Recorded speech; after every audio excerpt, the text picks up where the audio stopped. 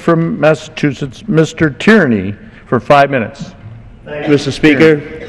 Mr. Speaker, I rise in support of legislation that I filed in the House this week and that Senator Elizabeth Warren filed in the Senate.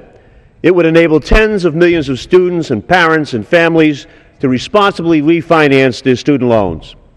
More and more constituents are calling, they're emailing, and even approaching me on the street to share their stories of how they're buried in student loan debt. This debt is not only causing them to put on hold life decisions, such as moving out of their parents' house or buying a car or purchasing a home and getting married, but it's also leading some to question whether or not they should even enroll in college or to consider dropping out because of the pure shock factor of these looming college loans. A young woman from Boxford, Massachusetts wrote recently, and this is what she said to me, and I quote, "I pay more than the minimum balance every month. I sacrifice daily for my loans. I live at home and have a 50-minute commute to work every day because I cannot afford to live on my own or even with roommates. I cannot have the dreams that I have dreamed all my life. I'm 23, and I'm already telling myself that I can't own a house, that I will probably never have children because I can't afford to bring them into the world and take care of them when I can't even afford to live myself. That's what I live with every day, the anger, the depression, and the disbelief that I am forever stuck." Parents are calling and writing me about the anxiety and concern they have about the debt of their sons and daughters and how that is accumulated. Some parents have even delayed their retirement or made early withdrawals from their 401k just to help their children's student debts problem. A mother from Middleton, Massachusetts wrote to me. Here's what she had to say, and I quote, "I have 2 children with multiple student loans. It is difficult enough to graduate, find a job in the field they desire, and to pay loans, rent, and bills, etc. Please do all that you can to make sure rates are not increased. My children may never afford to buy a house and live the American dream because of college student loan debt." Mr. Speaker, these are just 2 examples in my district. There are millions of others just like them throughout this country. Outstanding student loans now total more than $1.2 trillion, surpassing total credit card debt.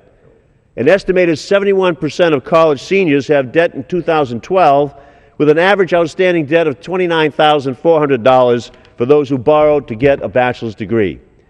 Last year, Congress sought to address the issue of student loan rates, but I and several others believe that final bill didn't go far enough. One of its deficiencies was that it only applied to new student debt and did nothing for the nearly 40 million Americans with existing student debts. Our bill seeks to right this wrong and simply gives students the opportunity to refinance their loan debt at the same low rate being offered to new borrowers in the student loan program. Homeowners and businesses are often able to refinance their debts. Shouldn't student loan borrowers be able to do the same? We certainly think so. Our legislation is also deficit neutral and paid for by implementing the so-called Buffett rule, which holds millionaires and billionaires accountable to pay their fair share in taxes. Student loan debt is a crisis all throughout our country. It's making a generation of Americans feel like they're forever stuck, in the words of my constituent.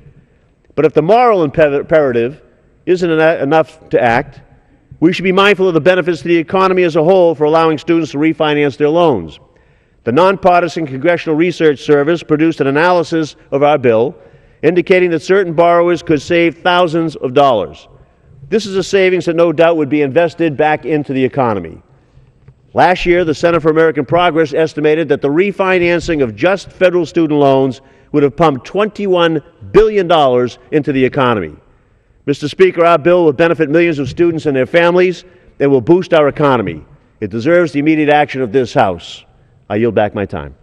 Gentleman yields back.